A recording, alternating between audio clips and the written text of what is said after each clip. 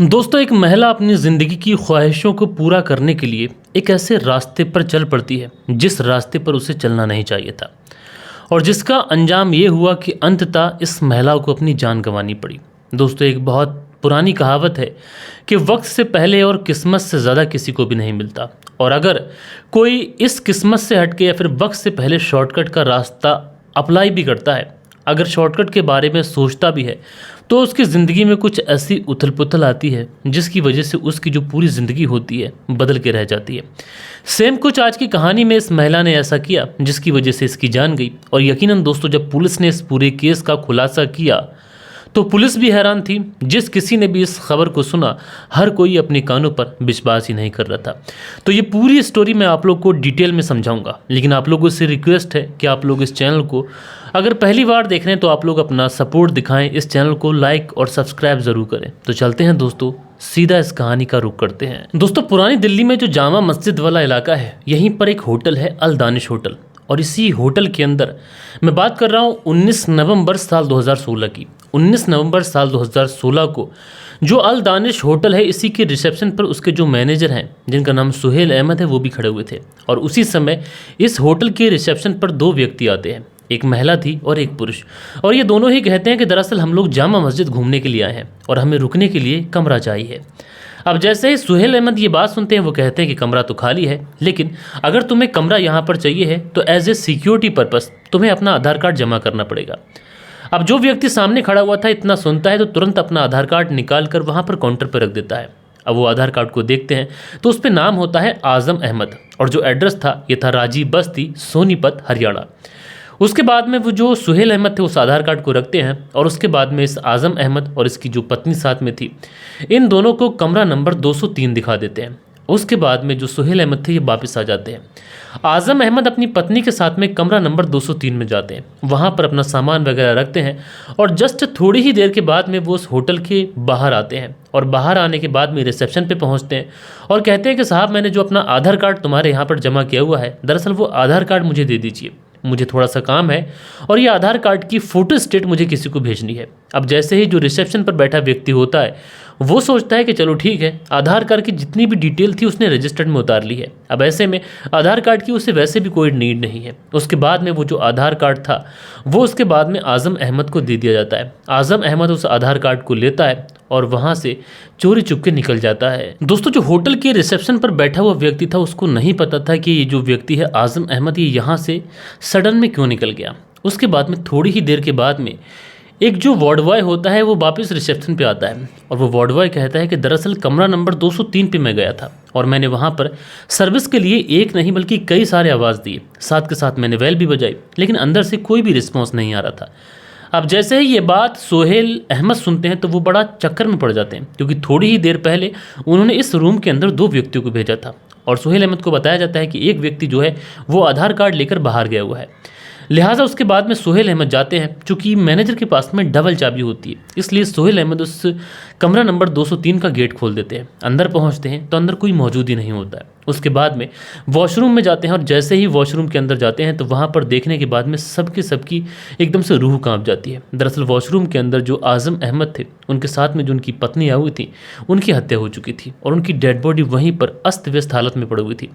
लिहाजा सुहेल अहमद घबराए हुए भागते हैं और मालिक के पास पहुँचते हैं, जो दानिश नाम के व्यक्ति थे, और दानिश नाम के उस व्यक्ति को सारी बात बताई जाती है कि इस तरीके से इस होटल के अंदर दो व्यक्ति रुकने के लिए आए थे। उसने अपना आधार कार्ड भी दिया था, लेकिन उसके बाद में वो आधार कार्ड फोटो स्टेट किसी को भेजने वाला था, इस लिहाज से वो यहाँ से चला गया है, लेकिन उसकी पत्नी की हत्या हो चुकी है।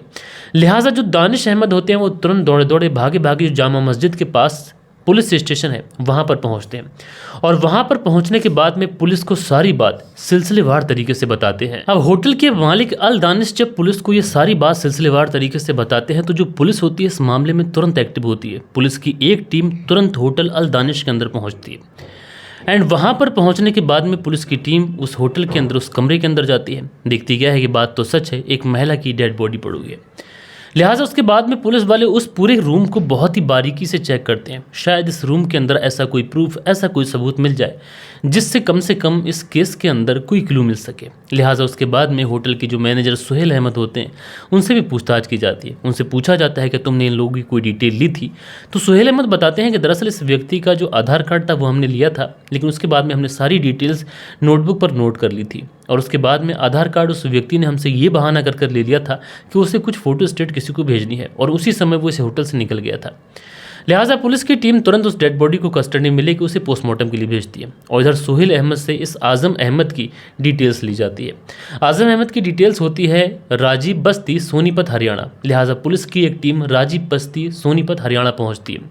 वहां पर छापा मारती है। जो मकान नंबर, जो एड्रेस बताया गया था, तो वहां पर कोई भी मौजूद नहीं होता है। पुलिस वाले आजम अहमद के बारे में पता करते हैं तो जो मकान मालिक होता है वो बताता है कि साहब, आजम अहमद तो यहाँ पर किराए पर रहा करता था। और जैसे ही ये बात पुलिस वाले सुनते हैं तो पुलिस वाले चकरा जाते हैं। वो सोचते हैं कि शायद अब इस केस को खोलने में और भी ज़्यादा कॉम्प्लिकेशन आए। लेकिन उसके बाद में वो जो मकान मालिक होता है एक बात बताता है। वो बताता है कि साहब, इस आजम अहमद के जो पिता मोहम्मद सलीम है और उनकी जो माँ है शबीना, इन दोनों का जो एड्रेस है ये मुझे पता है। ये लोग इसी राजीव बस्ती में किराए पर दूसरे मकान में रहते हैं और मकान नंबर है 1109/10। आप एक बार जाकर वहाँ चेक कर लीजिए।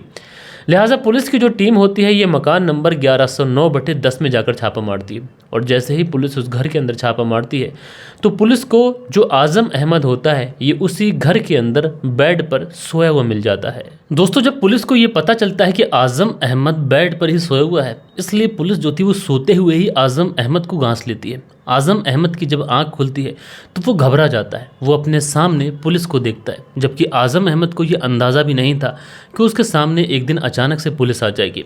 उसके बाद में पुलिस आजम अहमद को उठाती है और सीधा पुलिस थाने लेके पहुंचती है एंड वहाँ पर ले जाने के बाद में इससे पूछताछ करती है। तो जो आजम अहमद होता है ये बताता है कि दरअसल वो महिला मेरी कोई पत्नी नहीं थी, बल्कि उसका नाम तो शबनम है और वो अलादिया एक व्यक्ति है जो कि रहने वाला है गाज़ियाबाद का, उसी की पत्नी है। लिहाजा उसके बाद में पुलिस जो थी वो अलादिया से कांटेक्ट करती है। अलादिया से कांटेक्ट करने के बाद मुझसे बताती है कि इस तरीके से तुम्हारी पत्नी की हत्या हो चुकी है। अलादिया उस जगह पर पहुंचता है, उस हॉस्पिटल पहुंचता है जहां पर पोस्टमार्टम हुआ था और वहां पर जाने के बाद में ये तुरंत अपनी पत्नी शबनम की शनाख्त कर लेता है। और दोस्तों, उसके बाद में जब पुलिस वाले शबनम के बारे में छानबीन शुरू करते हैं तो पुलिस को यहाँ से कुछ और भी बातें पता चलती हैं। दरअसल जो शबनम थी इसका असल में नाम शबनम था ही नहीं, बल्कि इसका असली नाम तो सोनिया था। सोनिया जो कि रहने वाली थी शामली की। शामली में एक गांव पड़ता है कुराना, इसी गांव की ये रहने वाली थी और इसके पिता जिनका नाम राम नरेश के 2 बेटे और एक बेटी थी। बेटी धीरे धीरे जब बड़ी होती है तो कहीं ना कहीं इसकी जो एक तरीके से चालन चलन होता है वो ठीक नहीं होता है। इसलिए जब राम नरेश को अपनी बेटी के बारे में ये हरकतें पता चलती हैं, वो अपनी बेटी के बारे में चिंतित होते हैं।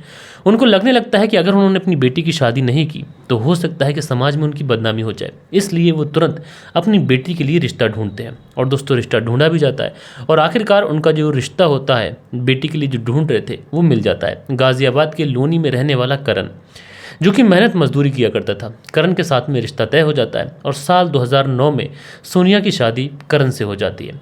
अब उसके बाद में सोनिया जो थी वो करण के साथ में अच्छे तरीके से ज़िंदगी बिताना शुरू करती है। लेकिन दोस्तों, करण मेहनत मजदूरी किया करता था और ज़्यादा पैसे उसके पास नहीं थे, लेकिन सोनिया अक्सर करण से ज़्यादा पैसों की डिमांड किया करती थी। इसी बात को लेकर सोनिया और करण के बीच में अक्सर झगड़ा तकरार हुआ करता था। उसके बाद में जो सोनिया थी ये अक्सर अपने गांव कुराना जाया करती थी, लेकिन कुराना जाने के लिए इसे बस की ज़रूरत पड़ती थी और इसी बस में इसकी मुलाकात होती है अलादिया नाम के इस व्यक्ति से। उसके बाद में अलादिया नाम के इस व्यक्ति से इसकी मुलाकात होती है और उसके बाद में इसी के साथ धीरे धीरे इसकी दोस्ती हो जाती है। दोस्ती जो हुई थी, आजकल लड़की और लड़के के बीच में कोई दोस्ती, उसको दोस्ती का नाम देना गलत होगा। धीरे धीरे अलादिया और ये जो लड़की सोनिया थी, इन दोनों के बीच में मोहब्बत हो जाती है। जब मोहब्बत होती है तो जो सोनिया थी ये अपने पति के बारे में, उसकी माली हालत के बारे में सारी चीज़ बहुत डिटेल में अलादिया को बताती है। अलादिया कहीं ना कहीं इन चीज़ों का फ़ायदा उठाता है और उसके बाद में मौका देखकर वो इस सोनिया को प्रपोज कर देता है।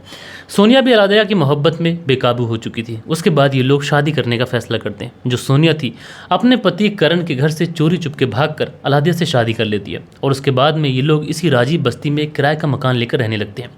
अब चूंकि अलादिया था, उसने किसी के साथ गलत किया था, इसलिए अलादिया के साथ भी गलत होता है। और उसके बाद में अलादिया चूंकि दिन दिन भर बस पे रहा करता था, कंडक्टर था, और इसी बीच में ये जो सोनिया थी ये घर पे अकेली रहा करती थी। और इसका नाम बदल के अलादिया ने शबनम रख दिया था।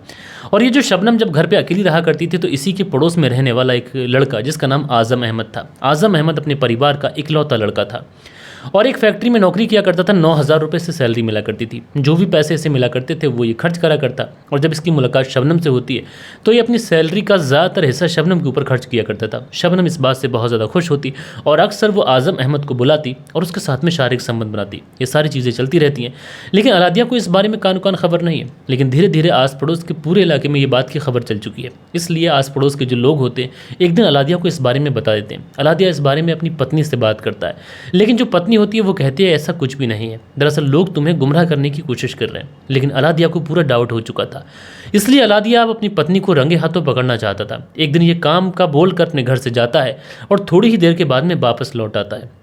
जब ये लौट कर आता है तो देखता क्या है कि इसकी जो पत्नी है वो आज़म अहमद के साथ में आपत्तिजनक हालत में है। इस बात का ये विरोध करता है, अपनी पत्नी की काफ़ी ज़्यादा मार पिटाई करता है और इसकी पत्नी उस समय तो इससे माफ़ी मांग लेती है। आज़म अहमद वहाँ से 9-11 हो जाता है। चीज़ें ऐसे ही चलती रहती हैं और उसके बाद में दोस्तों 19 नवंबर साल 2016 का दिन आता है। 19 नवंबर साल 2016 को ये जो लड़की शबनम थी, चूँकि ये अपनी आदतों से बाज आने वाली थी नहीं, इसलिए ये इस आज़म अहमद को कॉल करती है और कॉल करने के बाद में कहती है कि मैं तुम्हारा प्रतापगढ़ बस स्टैंड पर इंतज़ार कर रही हूँ। अब जैसे ही आज़म अहमद ये बात सुनता है तो वो तो उतावला हो जा रहा था, इसलिए वो तुरंत इस शबनम से मिलने के लिए प्रतापगढ़ बस अड्डे पर पहुँच जाता है। उसके बाद में ये लोग जामा मस्जिद पहुँचते हैं, वहाँ पर एक रूम किराया कर लेते हैं। उस कमरे के अंदर पहले तो शारीरिक संबंध बनाते हैं, लेकिन उसके बाद में ये जो लड़की शबनम थी वो इस आज़म अहमद से कहती है कि दरअसल उसे 10,000 रुपये की बहुत ज़्यादा ज़रूरत है। आज़म अहमद पैसे देने से इनकार कर देता है। जैसे ही आज़म अहमद पैसे देने से इनकार करता है तो ये जो लड़की थी शबनम वो तुरंत आज़म अहमद से कहती है कि जब तुम्हारे पास पैसे नहीं हैं मुझे देने के लिए तो फिर तुम मेरे पीछे क्यों पड़े हो, मेरे साथ में शारीरिक संबंध क्यों बना रहे हो। आज़म अहमद इधर उधर की बातें करता है, लेकिन इसी बीच में जो शबनम थी ये आज़म अहमद के मुंह पर एक ज़ोरदार तमाचा मार देती है। उस तमाचे से आज़म अहमद इतना ज़्यादा गुस्सा हो जाता है कि शबनम की ही चुनरी से ही उसके गले को जब तक दबाता है कि जब तक उसकी मौत नहीं हो जाती है। जब उसकी मौत हो जाती है तो इसे होश आता है कि अरे ये उसने क्या कर दिया। उसके बाद में शबनम की डेड बॉडी को खचेड़ता है, वॉशरूम के अंदर लेके जाता है, उसका मोबाइल उसका पर्स अपने साथ में लेता है, रिसेप्शन से बहाना करके आधार कार्ड लेता है और ये वहाँ से 9-11 हो जाता है। रास्ते में नदी में ये उस शबनम का मोबाइल फ़ोन और उसका पर्स फेंक देता है और वापस से अपने घर चला जाता है। दोस्तों इस तरीके से जब पुलिस इस पूरे केस का खुलासा करती है तो लोग बड़ा हैरान होते हैं। कुछ लोग तो इस महिला को गलत कह रहे थे और कुछ लोग आज़म अहमद को भी गलत कह रहे थे। लेकिन दोस्तों आप लोग सबसे ज़्यादा गलती इस पूरी कहानी के अंदर किस तरीके से मानते हैं, आज़म अहमद को किस तरीके से सज़ा मिलनी चाहिए, वो भी आप लोग कमेंट्स करके बताएगा। बाकी दोस्तों मिलते हैं कल के दिन किसी और स्टोरी के साथ में। जब तक के लिए अपना ख्याल रखें, देश का ख्याल रखें, परिवार के रिश्तों की अहमियत को समझें। जय हिंद, जय भारत।